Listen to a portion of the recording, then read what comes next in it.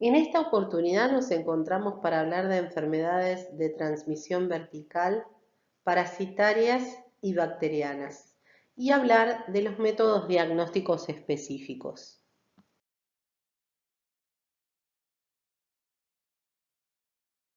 En este núcleo de infecciones de transmisión vertical vamos a hablar de agentes que atraviesan la estructura placentaria o que se contagian durante el periodo perinatal. La placenta es una estructura de intercambio construida por tejidos del embrión y de la madre o de la persona gestante y tiene por función el intercambio de nutrientes y electrolitos, el intercambio de gases, la transmisión de anticuerpos de la persona gestante hacia el bebé, la producción de hormonas como la progesterona, estrógeno, somatotrofina y también impedir la mezcla de sangre materna con la sangre fetal.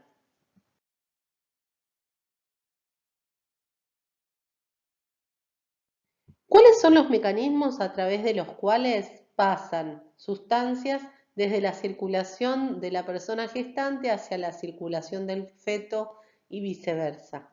Por difusión simple, hacia el bebé hay un aporte de oxígeno, de electrolitos como el sodio y potasio, de nutrientes como ácidos grasos simples. Por difusión facilitada suele suceder a través de proteínas de membrana, la difusión de la glucosa.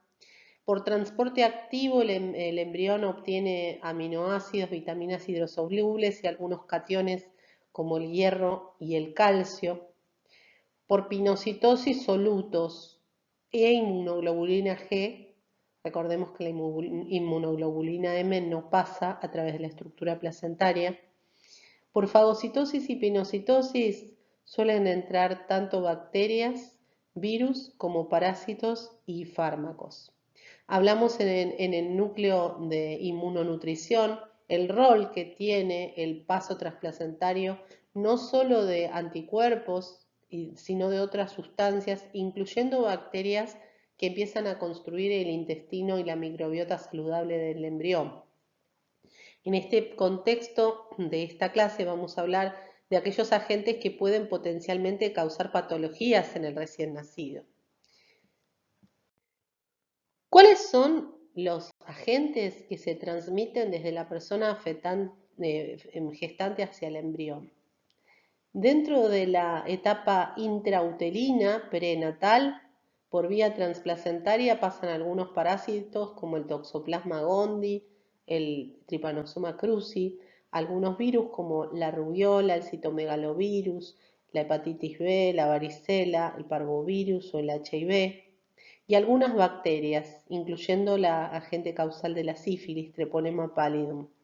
Por vía transcervical ascendente puede ser contagiado el Streptococcus agalactiae y algunas otras bacterias. Durante el periodo connatal, a través del canal de parto, suele subir el Streptococcus agalactiae, entre otros. Y en la vida postnatal, a través de la lactancia, también hay posibilidad de contagio entre la madre y el bebé de citomegalovirus y HIV. La lógica de este núcleo es partir desde las características generales del agente, sea virus, bacteria o parásito, a las infecciones que ese agente puede causar en la persona gestante y consecuentemente el diagnóstico del agente en la persona gestante a través de las TORCH, el pesquisaje de esos agentes. Luego puede potencialmente ocurrir un pasaje transplacentario del agente o un pasaje perinatal hacia el embrión en gestación. Consecuentemente, se produce una infección en el recién nacido. Tanto el diagnóstico de TORCH en el feto como el diagnóstico del recién nacido serán sujetos de explicación en este núcleo. Y también hablaremos de las consecuencias en el desarrollo embrionario o fetal del bebé como consecuencia de la infección por estos agentes. En el laboratorio vamos a hablar de diagnóstico de bacterias y parásitos. En esta oportunidad, dentro de los agentes de infección perinatal, se encuentra el Streptococcus agalactiae. Veamos cuáles son sus características. Streptococcus agalactiae del grupo B es un coco de cadena gram positivo, beta hemolítico en agar sangre y puede colonizar tanto el tracto respiratorio alto, genitourinario como es en este caso, como el gastrointestinal. ¿De qué forma coloniza este agente? A través de sus factores de virulencia, entre los que se pueden destacar la adherencia a las células del hospedador por uniones fibronectina, fibrinógeno y laminina, utilizando la hialuronidasa para hidrolizar el ácido hialurónico que está en los tejidos de la dermis, le permite ingresar y destruir tejidos, la invasión de tejidos, y con beta-hemolicina, que tiene gran actividad citotóxica sobre células humanas. Va a lograr la lisis de la barrera epitelial y también de los capilares, o sea, la barrera endotelial. ¿Cuál es su importancia sanitaria y por qué estudiamos este agente en este núcleo?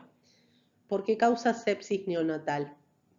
Una infección en personas gestantes puede causarle al feto corionamnionitis, endometritis, posparto. Dentro de todas las infecciones, esas dos son las más importantes. En el caso de las bacterias, luego de la toma de muestras del paciente, es crucial el medio de cultivo elegido. En este caso, se elige un agar sangre y pueden observar que las colonias de Streptococcus agalactiae del grupo B generan una beta-hemólisis, generan un halo alrededor de cada una de las colonias en el agar sangre que vemos arriba a la izquierda. Dentro de las pruebas bioquímicas que se desarrollan está la CAM positiva. Otra de las posibilidades de diagnóstico en el medio de cultivo es desarrollar una prueba serológica de aglutinación. En la imagen de abajo se ve cómo cuando da positivo se trata de Streptococcus agalactiae. Este agente, dentro de la clasificación de Lancefield, aglutina con un suero de tipo beta, por eso tiene patrón de beta-hemólisis, lo mismo que el agente Piógenes. En esta clasificación hay otros agentes que tienen distintos patrones de hemólisis de acuerdo al suero con el cual aglutinan.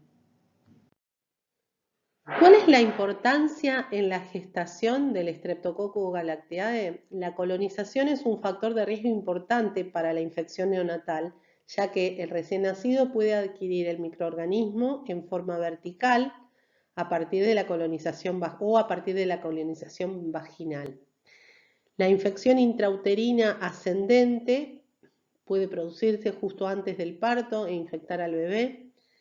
La invasión microbiana de la cavidad amniótica durante el trabajo de parto una vez que las membranas se han roto, o la invasión durante el pasaje a través del canal de parto.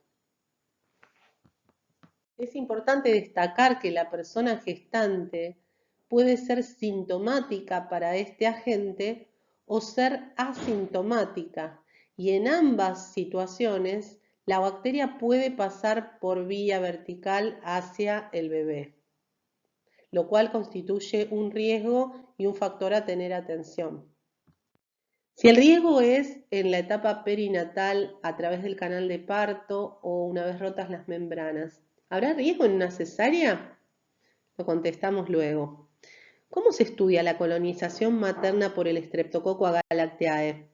La tasa de colonización es variable según la población. Por ejemplo, en Argentina se encuentra entre el 5 y el 8% de las personas gestantes. ¿Qué muestra se elige? Se desarrolla un hisopado vaginal rectal en la semana 35 a 37, casi a término. Primero vaginal y luego rectal. Se puede usar el mismo hisopo o distintos hisopos. Y puede ser esta colonización transitoria, intermitente o persistente. Y también se puede hallar en los urocultivos de control de la persona gestante. Con esa muestra de hisopado, el método diagnóstico que se emplea es un cultivo bacteriano con la identificación de pruebas bioquímicas que discutimos en la diapositiva anterior. Si la colonización es positiva, con la embarazada lo que se desarrolla es una profilaxis antibiótica intraparto, PAI, para evitar que el bebé tome contacto con esta bacteria en el momento del parto. Hay que tener en cuenta que un screening positivo o un urocultivo positivo no es el único motivo para hacer una profilaxis antes del parto. Si la persona gestante tuvo un hijo en el cual hubo una infección anterior, la profilaxis se desarrollaría de igual forma, aunque esta vez no estuviera infectada. ¿Cómo se diagnostica la infección por Streptococcus agalactiae del grupo B en el recién nacido? ¿Qué muestras se toman a los recién nacidos? Se desarrollan hemocultivos con toma de sangre periférica. Si en caso de supuesta meningitis se toman muestras del líquido cefalorraquídeo. El método diagnóstico que se emplea es un cultivo bacteriano y posterior tinción y otras pruebas antes descritas, pero en caso del líquido cefalorraquídeo directamente se puede desarrollar una tinción de Gram. ¿Qué métodos complementarios de estudio? Un recuento de leucocitos, radiografías de tórax, citofísico-químico del líquido cefalorraquídeo. Bueno, entonces, ¿cuáles son las características de las infecciones por Streptococcus agalactiae del recién nacido? Ellas pueden tener un inicio temprano o un inicio tardío. El inicio temprano se da en el día 0 y el 7 luego del parto. Las complicaciones maternas en esos casos son frecuentes, la incidencia de prematurez es frecuente en un 30% y hay alta tasa de mortalidad que va desde entre el 5 y el 20%. El 85% de los casos, las infecciones del recién nacido se presentan de inicio temprano, por ende, la profilaxis PAI a la que venimos haciendo referencia solo es efectiva para la prevención de estas infecciones tempranas. Puede ocurrir que luego del 8º al 30 días ocurra una infección por Streptococcus agalactiae en el recién nacido. Son muy raras las complicaciones maternas, o sea, la madre permanece asintomática y no hay en esos casos niños prematuros, pero la tasa de mortalidad es mucho menor y el niño ya puede ser tratado con antibióticos. ¿Cuáles son las recomendaciones en Argentina para la prevención con profilaxis antibiótica intraparto?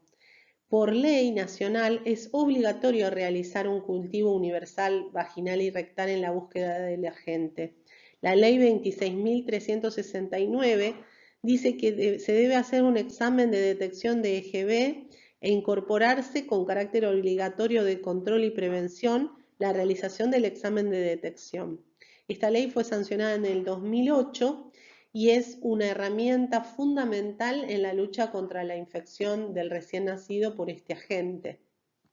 Consideremos al Treponema pallidum como agente causal de sífilis y un agente bacteriano de transmisión vertical.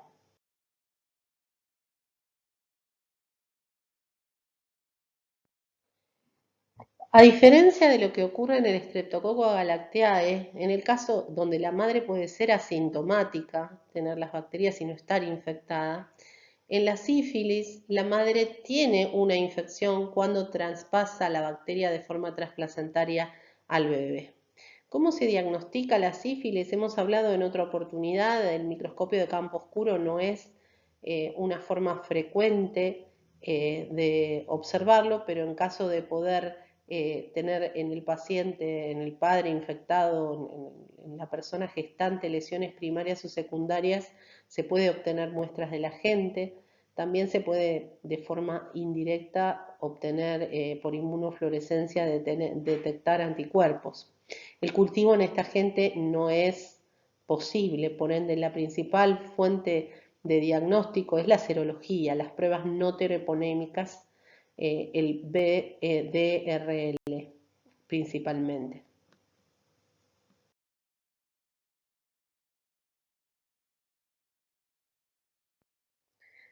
Para las personas gestantes se desarrolla una prueba no treponémica. Esa prueba no treponémica es de BDRL. Si la prueba no treponémica da negativa, se considera que la persona gestante no tiene sífilis, se descarta la sífilis. Si se sospechara de sífilis, se iniciaría un tratamiento. Pero si la persona es positiva, se inicia el tratamiento a la espera del resultado de pruebas confirmatorias. La prueba treponémica puede dar positiva, se trata de usar otro método alternativo al usado anteriormente, incluyendo test rápidos, ELISA o SIMA, y cuando ambos métodos o uno de ellos dio positivo y el segundo de confirmación negativo, se descarta que el paciente tenga sífilis. En caso de que ambos sean positivos, se afirma que el paciente tiene sífilis y entonces se inicia un tratamiento de esa persona gestante en ese instante.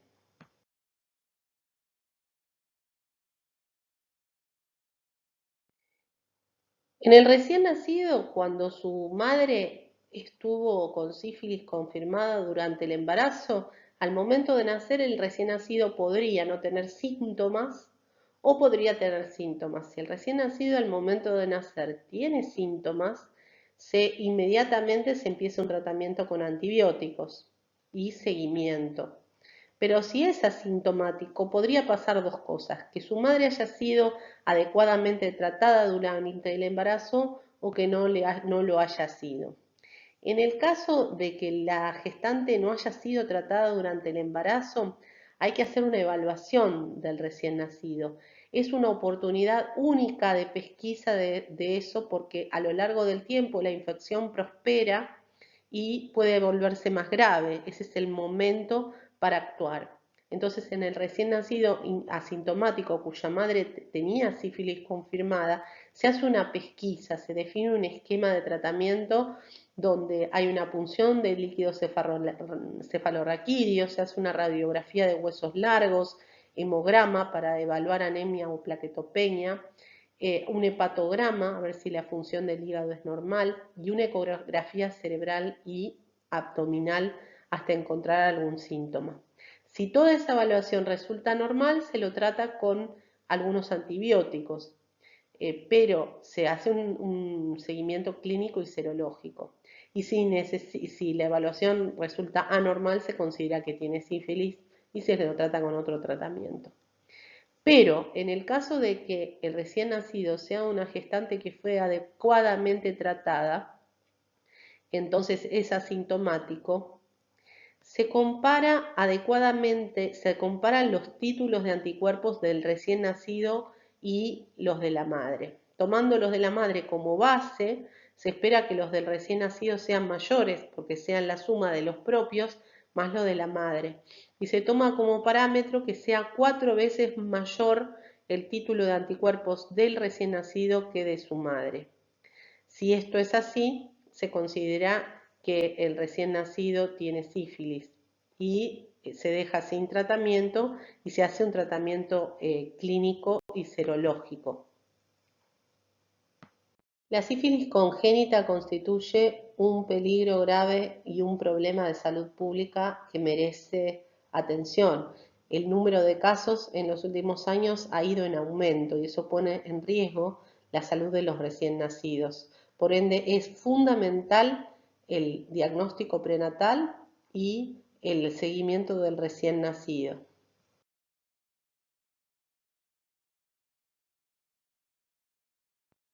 Otro agente parasitario, esta vez de transmisión vertical, es Toxoplasma gondii.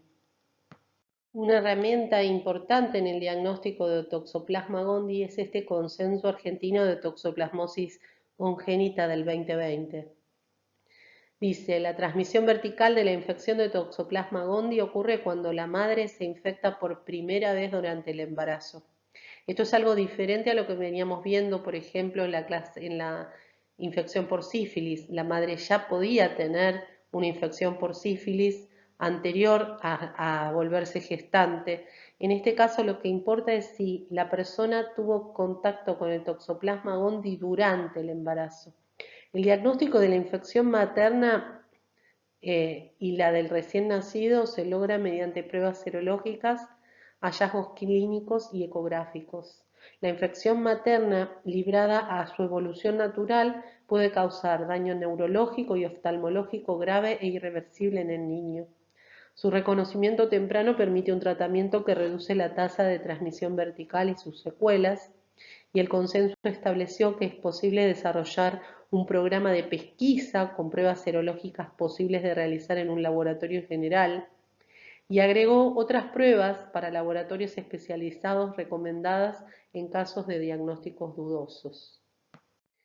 Como hemos estudiado anteriormente, Toxoplasma gondii es un agente parasitario apicomplexa que puede ser ingerido por estar en contacto con gatos o con animales que defequen o quistes, o venir pseudoquistes en la verdura y en las frutas sin lavar.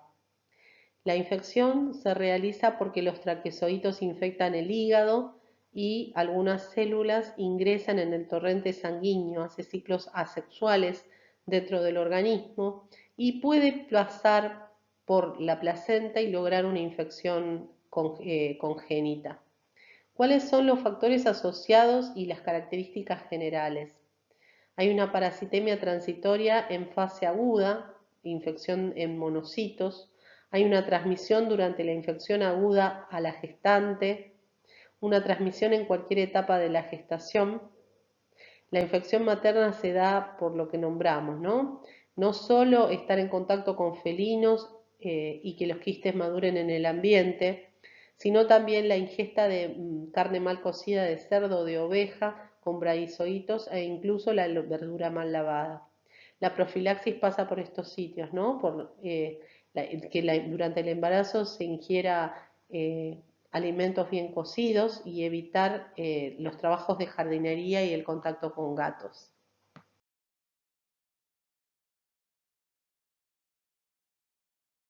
Como quedó establecido en el consenso argentino, en el diagnóstico del embarazo de toxoplasmosis, la pregunta que debemos hacernos es, ¿la persona gestante tiene o no una infección? Se hace una serología para toxoplasmosis eh, que se hace a través del rastreo de IgG por ELISA o por IFI. En caso de dar negativo, estamos en problemas porque el paciente es susceptible a infectarse, por ende se tienen que extremar las condiciones higiénico-dietéticas. Pero si el paciente es positivo, la pregunta es si eso ocurrió durante la gestación o si ya había estado en contacto antes con el agente, desarrolló IgM y luego IgG, y lo que estamos rastreando fue el IgG. Por ende, tendríamos que salir a buscar la IgM para evaluar si la paciente estuvo en contacto durante este embarazo, lo cual pone mayor riesgo al embrión. Si la IgM, signo de infección temprana, es negativa, la toxoplasmosis fue paseada, entonces no hay riesgo, y la IgG pareada de 3 semanas de intervalo y un test de avidez pueden indicar que no.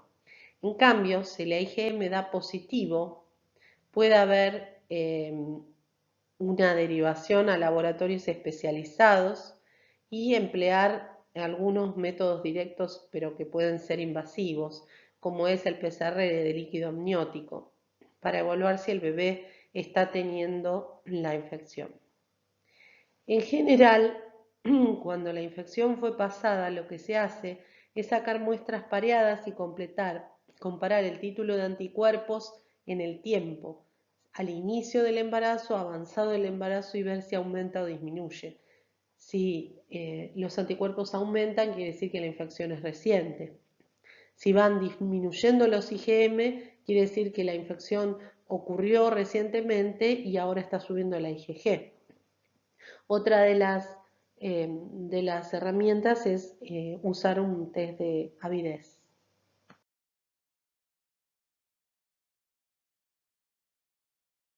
Para la persona gestante, todas las técnicas disponibles son Sabin-Feldman, búsqueda de anticuerpos IgM, IgA, IgE, Western blot, pero la PCR ha demostrado ser de alta sensibilidad y especialidad, pese a que está reservada para laboratorios especializados y tiene altos costos.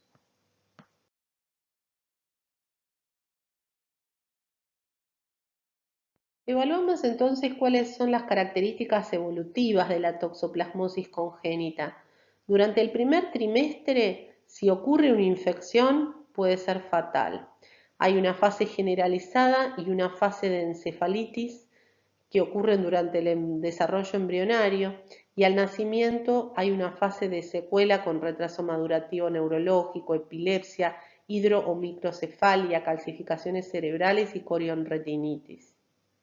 Durante el segundo trimestre de embarazo, una infección puede pasar durante la etapa de gestación por fase generalizada. Al nacimiento puede ocurrir una fase de encefalitis con un estado infeccioso donde hay un compromiso meningoencefálico, convulsiones, apatía, parálisis, hidrocefalia, calcificaciones, corionretinitis y luego la fase de secuela ya descrita.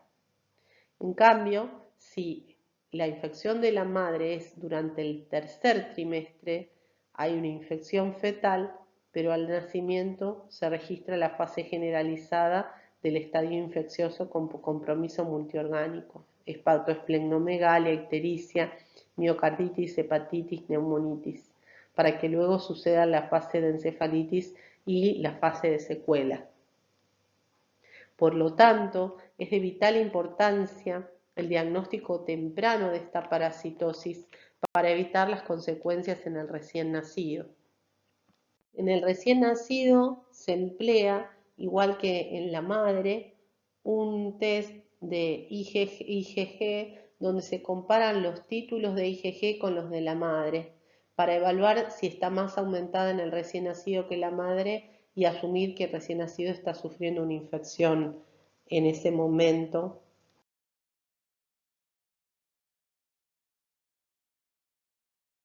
Otro agente parasitario de transmisión vertical es el Trypanosoma cruzi, agente causal de la enfermedad de Chagas-Massa.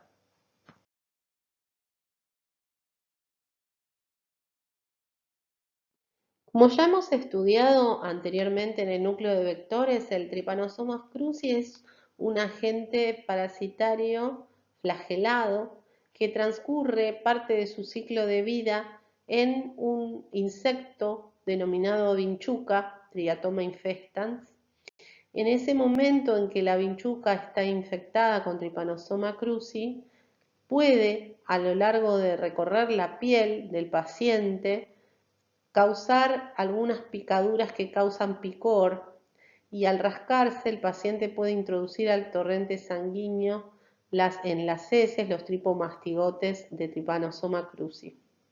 Algunos de los órganos blancos del agente parasitario son el corazón, porque puede causar cardiopatías, el megacolon o el megaesófago. Durante el desarrollo embrionario, una persona gestante con Chagas puede pasar por vía transplacentaria estos agentes desde la sangre hacia el bebé. En la transmisión congénita del Trypanosoma cruzi, ¿cuáles son los factores asociados y características generales? Esperamos que la persona gestante tenga una infección crónica. Puede que esa infección sea asintomática y entonces suceder el paso sin que lo sepa, por ende es muy importante el diagnóstico de la embarazada. Que la gestante con infección aguda en general es altamente improbable que haya una transmisión, y que la transmisión materno-fetal se dé a partir del quinto mes. Las consecuencias son infección inaparente, miocarditis, meningoencefalitis, esplagnomegalia, hepatomegalia y fiebre en el recién nacido. Es muy importante el nuevo marco legal al respecto. ¿Qué indica la Ley Nacional de Pesquisa Neonatal 26.279 sobre la infección de la enfermedad de Chagas? El control del recién nacido. De acuerdo a la Ley Nacional de Pesquisa Neonatal, todos los recién nacidos vivos, hijos de madre positiva para Trypanosoma cruzi, deberán ser estudiados luego del nacimiento para descartar la eventual infección congénita de Trypanosoma cruzi. Además, esta ley hace obligatorio el seguimiento y el estudio de todo niño de madre con infección crónica por tripanosoma hasta el año de vida. En su artículo 4 dice, es obligatoria la realización y la notificación de pruebas diagnósticas establecidas según las normas técnicas del Ministerio de Salud de toda mujer embarazada en los recién nacidos, hijos de madres infectadas hasta el primer año de vida y también en el resto de sus hijos por si hayan quedado lejos de la pesquisa original. Todos sus hijos menores de 14 años deberán ser evaluados. En general, niños y niñas al cumplir los 6 y a los 12 años de edad, según se establezca la autoridad de aplicación. Al contrario de lo que sucede con el sífilis o con la toxoplasmosis, donde se pueden comparar los títulos de anticuerpos entre la madre y el recién nacido y evaluar si el recién nacido tiene mayor título y asumir que está infectado, eso no sucede en el caso del Trypanosoma cruzi. Por ende, es de vital importancia el diagnóstico del recién nacido con punción del piecito y evaluar si por métodos directos tiene el agente causal en la sangre. Sabemos que el microhematocrito es una técnica eficiente, pero requiere del ojo del observador, un ojo bastante desarrollado. Actualmente hay una nueva implementación de PCR para el diagnóstico de Trypanosoma cruzi congénito. Se utiliza una microgota de sangre y por PCR se evalúa la presencia del agente en esa muestra. Esto resulta ser mucho más eficiente que el microhematocrito. A pesar de ser más caro, debería implementarse en la mayoría de los laboratorios en breve.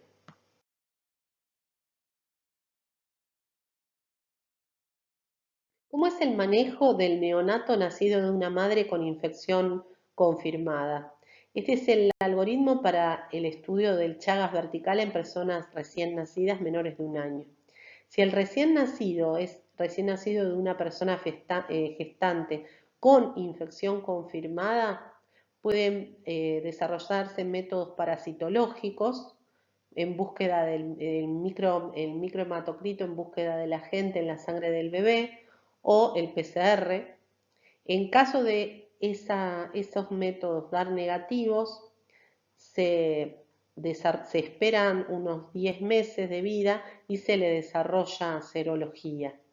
A los 10 meses, si vuelve a dar positivo, entonces hay una infección confirmada y en ese niño se debe iniciar sí o sí el tratamiento anti-Chagas. Pero si después de 10 meses de nacido da negativo, entonces se lo da de alta y se asume que es una persona sin la infección.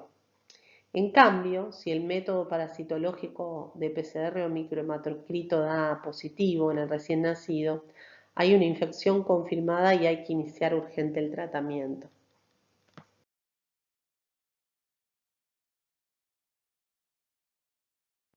En este gráfico observamos la presentación de eventos adversos según el tiempo de seguimiento de acuerdo a estos autores. En el día 1 está el inicio, el día 30 está la mitad y el día 60 es el fin. En el momento, al inicio, hay síntomas gastrointestinales, dermatológicos, toxicidad del sistema nervioso central, hemológicos, toxicidad hepática y hacia el final, neuropatías periféricas. ¿Qué es lo que muestra esto entre adultos y neonatos? En rojo. Un monitoreo de la tolerancia, del contacto semanal con el paciente y pruebas de laboratorio. En el recién nacido, por usar PCR se obtienen muchísimas ventajas porque se logra un diagnóstico de la enfermedad anterior. En los neonatos la tasa de efectos adversos es más baja. Entonces, al saber si está infectado con anterioridad, se logra un diagnóstico temprano y se puede llegar a curar al paciente que cursó una infección aguda. Por eso es vital que ningún neonato infectado asintomático se vaya sin un diagnóstico, porque eso representaría una pérdida de la oportunidad de tratamiento. Con el paso del tiempo, como se ve en el gráfico, la tasa de efectos adversos es mucho más alta en niños y ni hablar en adultos. Es el momento del nacimiento, es un momento clave para desarrollar el diagnóstico y darle tratamiento a ese paciente si es chagásico.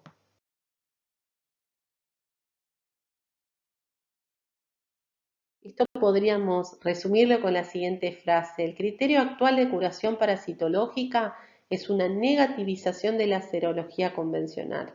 La negativización de la serología es más precoz cuanto menor es la edad del paciente que recibe el tratamiento.